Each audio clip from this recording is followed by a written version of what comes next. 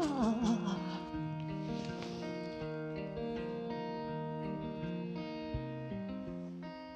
everyone, it's Victoria. Welcome back to another raised garden bed update. This is the first time that you're seeing my garden bed in the middle of the winter here in Ontario, Canada. I just wanted to give you guys an update on how my garden bed did last year, and this year for 2025, it will be my 5th year trying to grow vegetables in a raised garden bed. I didn't get a chance to finish this video last year at the end of the harvesting season, but I still really want to show you how all the plants did, and I hope you enjoy. Before my garden bed was buried underneath all of that winter snow, we used our fall leaves to cover up the soil so that it can insulate it and try to keep it moist throughout the long winter. I'll remove all of the leaves once it's spring again, but let's rewind back to May 2024, the start of my gardening season for this update.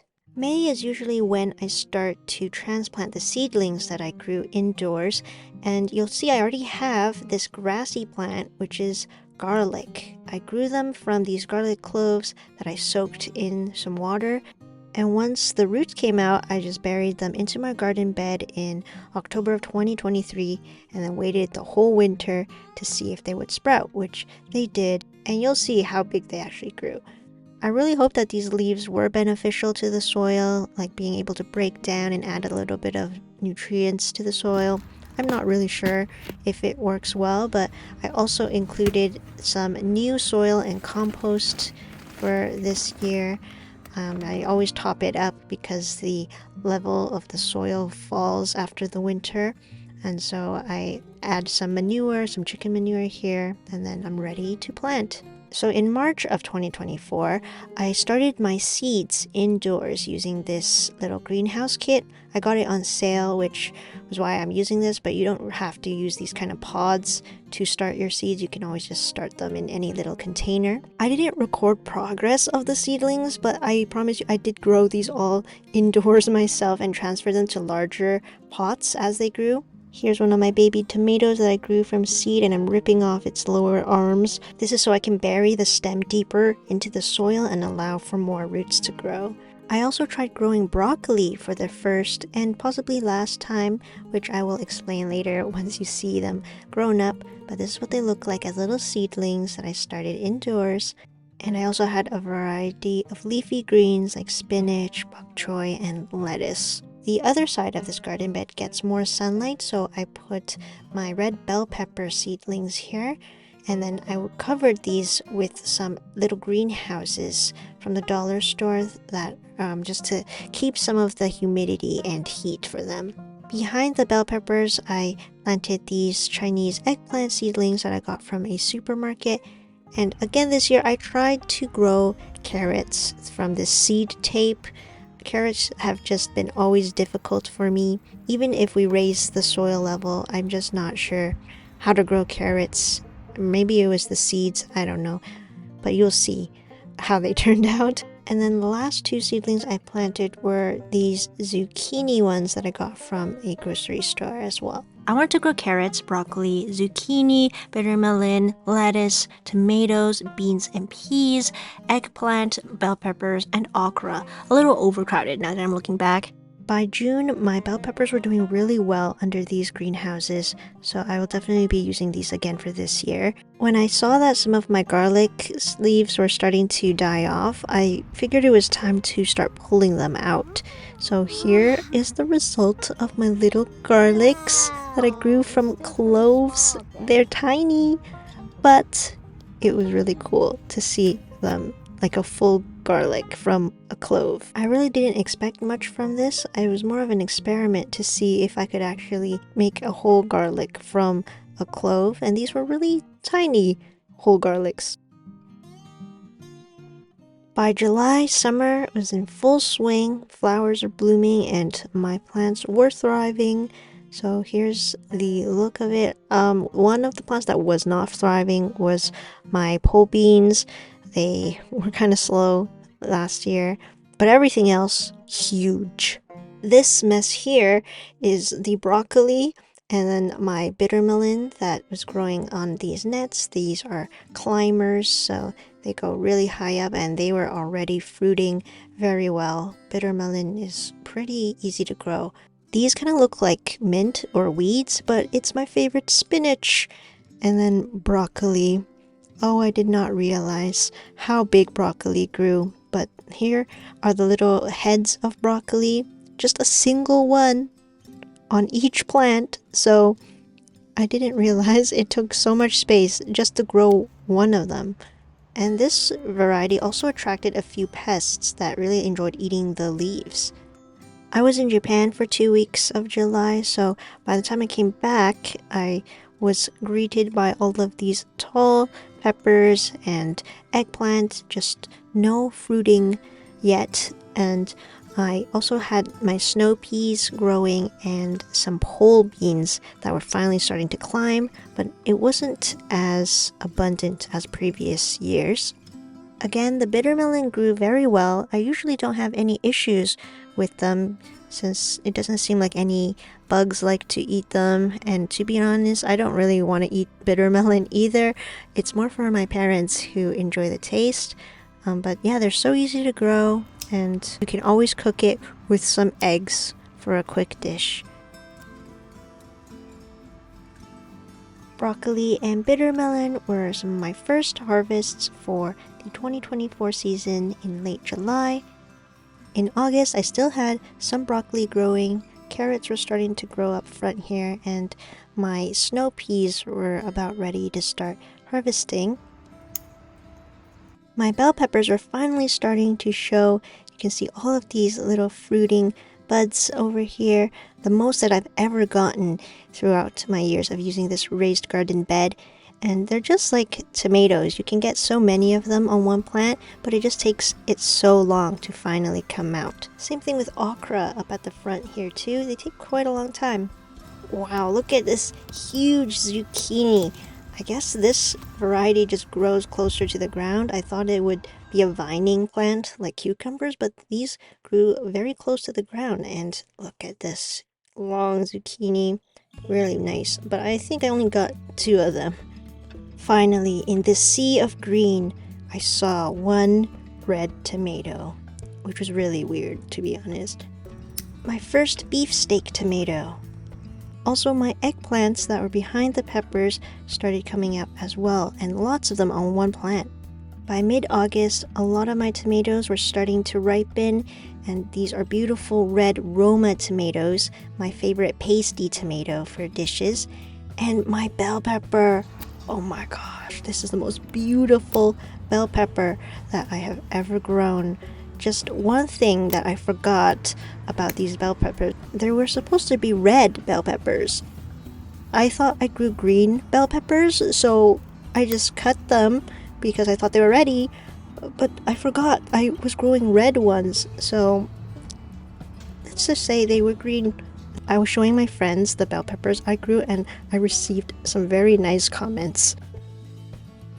When it's September, I consider that the fall season, so my tomatoes are all fully ripened and ready to be harvested. This year I was very happy with the amount of tomatoes and bell peppers that I was able to get.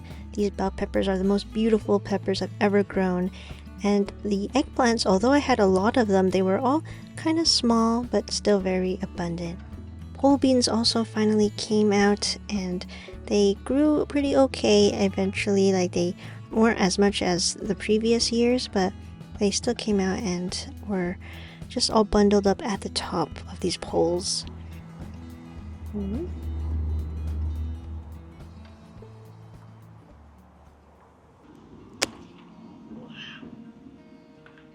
It's beautiful.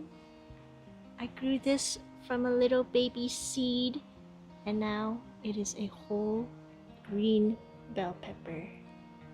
This is my best vegetable so far. The peppers have been doing very well.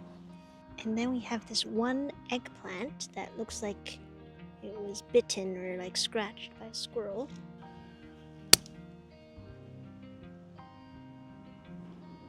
Still looks good on this side though.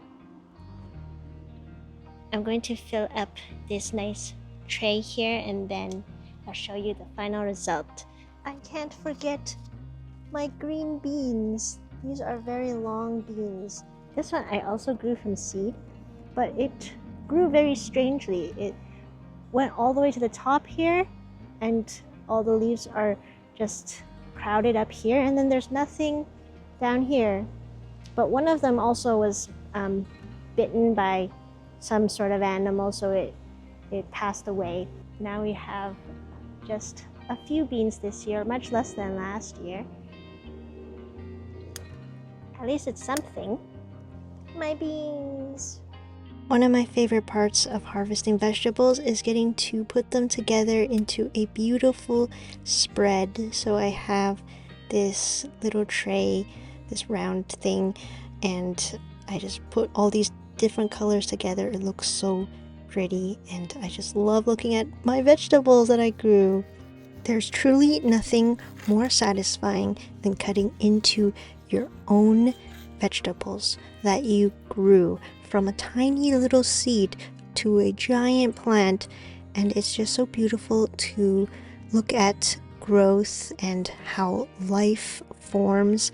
I think you can really appreciate all of the processes and the hard work that goes into growing plants. Like the sun is shining on these for months, the leaves photosynthesizing, water is being absorbed, the collected rainwater that I use is going into the soil to make all of this happen, and it's just a lot of work that goes into it that nature just does. So really cool to have this in your backyard. This is my second time growing okra, and this time we have 1, 2, 3, 4, 5. Ta-da! When they're growing, they're curled up like this, and then they shoot up into this. I don't even like to eat them, but my parents like them.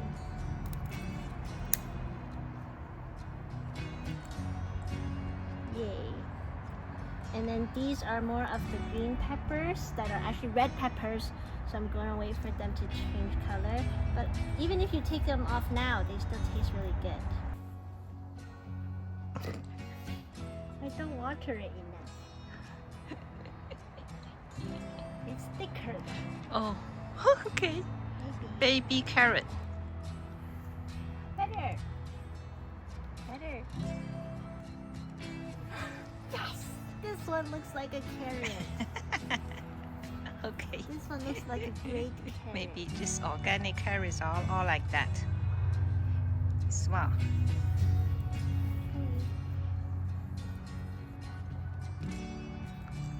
Yes! There's better. These are my best carrots. Better than the past 2 years. Yeah! This one crooked. I grew a bunch of them, but only these ones came out. This one is baby carrot. Better. I'll try again. That was pretty much everything that I harvested for the 2024 season. Not bad, honestly. It's getting better. I'm learning so many new things, and one of the things that a lot of people suggested was to try making my own compost. So I bought this composter bin that turns, and essentially with composting you just have to use a bunch of organic materials like food scraps. That does not include meats, just vegetables, and you can use browns and greens, which I'm learning. Like greens would be grass clippings, fruit and vegetable scraps, coffee grounds, and then browns would be leaves, twigs, little branches. I didn't have enough organic material for the last season, but you just have to put some water in there, let all of the scraps decompose and become nutritious compost. Thank you guys so much for watching. I hope you liked seeing all of the different vegetables that I was able to grow. Let me know in the comments below if you enjoy seeing these gardening updates and what kind of vegetables you think I should grow for the 2025 season. There's still so much I need to learn, like how to properly raise my seedlings, and if you're interested in those kind of updates, maybe I can make more videos of that throughout the year, and then eventually do a big update at the end of the 2025 season. I don't know, let me know in the comments if you enjoy these gardening videos, and make sure to subscribe so that you can stay up to date on all of my newest craft and DIY videos. And I will see you guys next time with another kitty craft. Bye!